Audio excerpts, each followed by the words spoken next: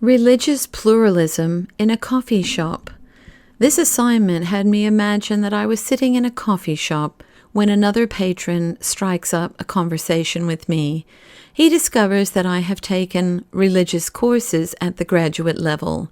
Delighted, he goes on to tell me that he is a hybrid Christian, Muslim, Buddhist, and has altars set up for Jesus, Muhammad, and Buddha in his backyard. Granted that a coffee shop is no place to have an involved debate about my faith with a total stranger, I was to suggest to this religious extrovert ways in which he could think more deeply about what he claims to be.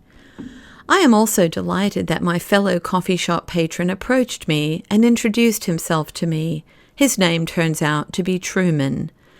Share our stories. I would start by asking Truman to tell me his story, whichever parts he chose to share.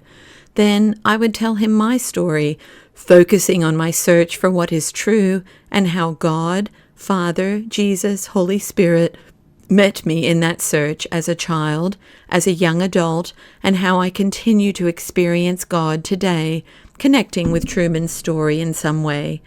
Ask open-ended questions. I would commend Truman's seriousness in seeking to worship God by setting up altars in his backyard.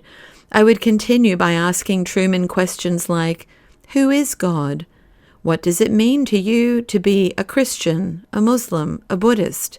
What does Jesus, Muhammad, Buddha mean to you? What are the most important things in life?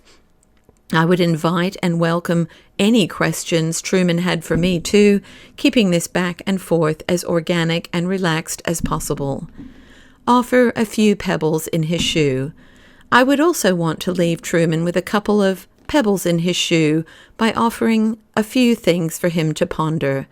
I would share as simply as possible the claims of Jesus Christ, the claims of Muhammad, and the claims of Buddha.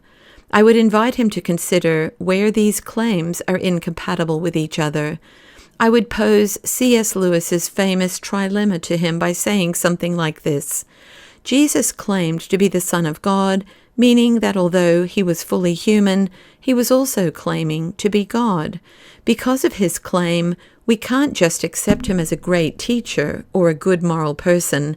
He's left us with only 3 possible responses, and in order to respond honestly to his claim, we have to decide if we believe he was a liar, a lunatic, or Lord of all. It's something to think about. Invite conversation and discussion of the good news of Jesus. I would invite Truman to meet me there again the next week to continue our conversation and to read and discuss the good news of Jesus together with me.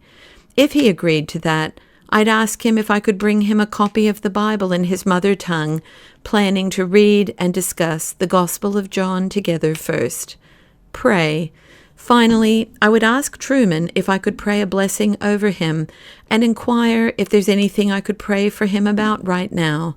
If he agreed, I would lay my hand on his shoulder and pray about whatever he asked, and also ask the Holy Spirit to reveal Jesus to him, and for God to speak directly to him in the manner of God's choosing.